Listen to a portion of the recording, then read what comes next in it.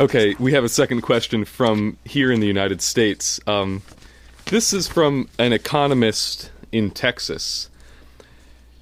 And his question regards some of the recent material that has been featured on the website, in the weekly reports and otherwise. He says, Mr. LaRouche, though I am not what you would identify as a follower of the theories of Joseph Schumpeter, and am certainly not a supporter of the Austrian school, I can't help but notice the main idea presented in the last two sessions with you and the team of survival of the more adaptable or creative species is very similar to Schumpeter's idea of creative destruction.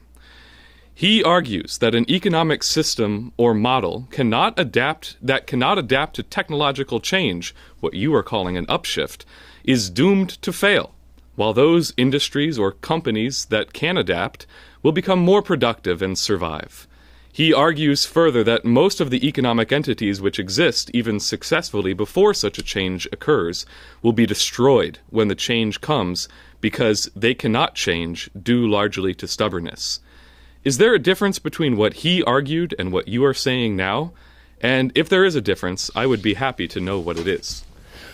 First of all, you're back to the problem of a monetary system, that the system is based on money, not on production.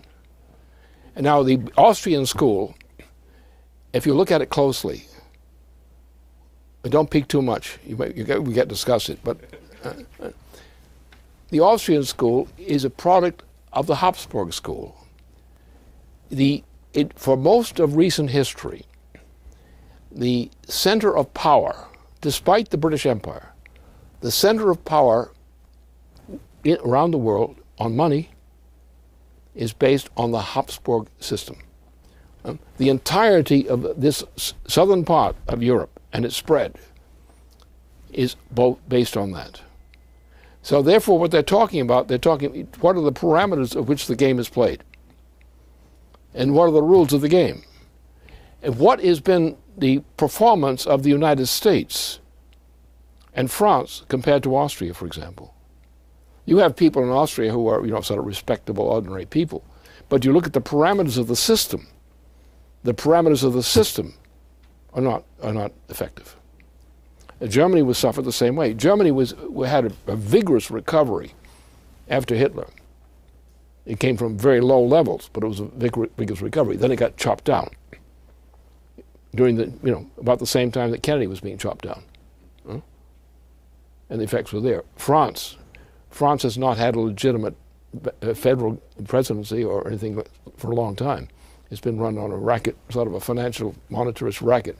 So you find in various nations that when you take nations as nations and you examine their system in terms of the function of the nation, that's how you can have to judge them. But the basic thing here around the world is the failure to recognize that the money system, that is the monetarist system as such, is a refraction of the oligarchical principle. The same principle that created the Roman Empire, its successors, and similar kinds of political phenomena around the world. Therefore, the system is intended to continue the policy of oligarchism. So whether the oligarchy is clean, whether it washes itself once in a while or not, it may be important, but it's not fundamental. The fundamental thing is you need to have a system which is based on a form of investment which is a true physical growth investment. That means increase in technological progress. Now, within an economy, as he argues, within any economy, you can find, in a stable economy, as long as it remains stable, you can find restrictions which limit success to a limited number of people, and ordered in that way. So now you have a stable, fixed system, which finds some wealth coming in from outside, as Austria does. Austria gets a lot of wealth from its outside implications. And so that's the problem. So people misestimate. The performance is what happens to the human species in the end result of the game. And when you look at it from that standpoint, all the myths, the stories, the fables about how this worked and how that worked, you find that the crisis comes along and you realize, hey, buddy, it really didn't work. Something was wrong with it. And that's the problem with the Austrian school. And you'll find that the entirety of the Republican Party candidacy assortment are all based on that conception. They're all far right-wing monetarists. And they tend to be the worst ones. They tend more to clinical insanity. When you get a Democrat who wants to be a crook, he's a crook, and he's proud of it. He doesn't try to mask it with some virtuous charm or something, which he never really has anyway. So it's no loss to anyone. But that's the point. We have to understand what we mean, the difference between a credit system and a monetarist system, and how they function differently, and what the end result is. We in the United States, because we had a credit system basis, we even revived it under Lincoln, revived it again, we revived it under Roosevelt. We find that after all these periods, like the assassination of Jack Kennedy, what was the significance there? There were two basic issues. One, Jack was for economy. And Jack was actually ran as a candidate for president under Eleanor Roosevelt, who talked all the way through the campaign about her husband and his policies and how these policies were going to be brought back. And for that, Jack was killed. But he was also killed because he got in the way of a very fun story. Why was Jack actually killed? They hated his economics. They wanted to be rid of him because he was like Franklin Roosevelt. They didn't want that back. Even Eisenhower had problems trying to do things in that direction. And he had a lot of authority going in after what he did in Korea.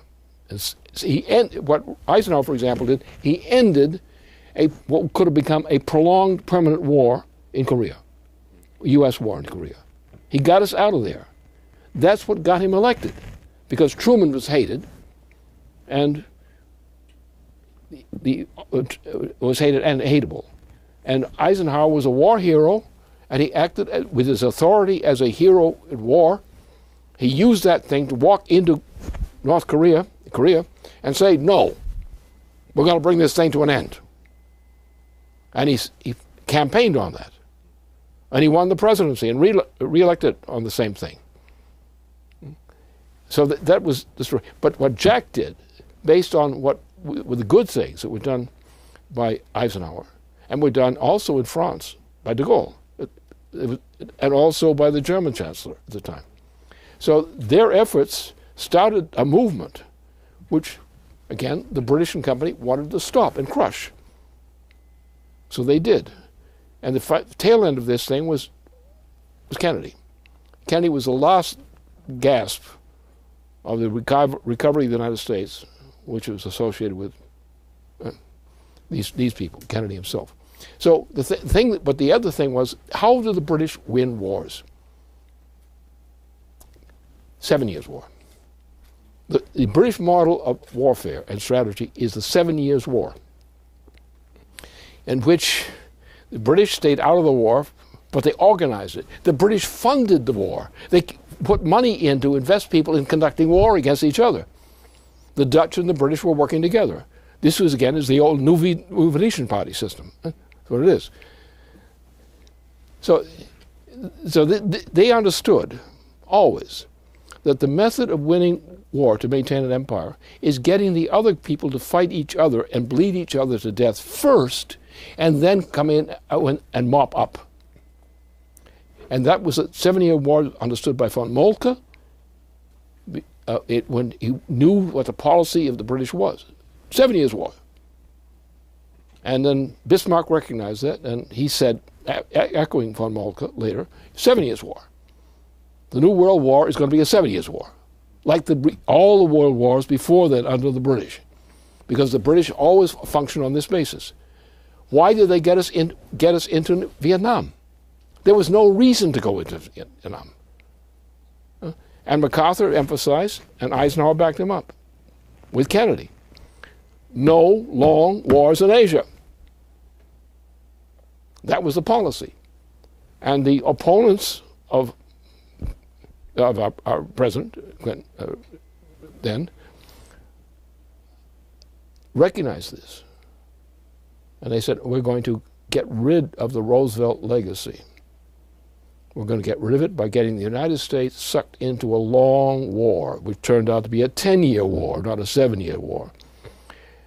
And the difference is between what we had in the United States in people and so forth in 1943, what we had immediately afterward, after the end of the process, about 1971, and a little beyond that, we had a 7-year war. And the United States never returned from that 7 years war. That is, the United States as we had had it under Kennedy never returned to the present day. And no one has shown up in the presidency who could survive and maintain that policy since then. The time has come where only the sheer understanding of the sheer horror of what awaits us may arouse some people in this United States to abandon their customary cowardice and come out and take a strong position for what the United States was made to represent. What I see out there is a sea of cowardly faces, especially most of our leading politicians, who are wearing their favorite coward face on every question going on. And it's the cowardice of our leaders who are not standing beside me here today, which is our big problem.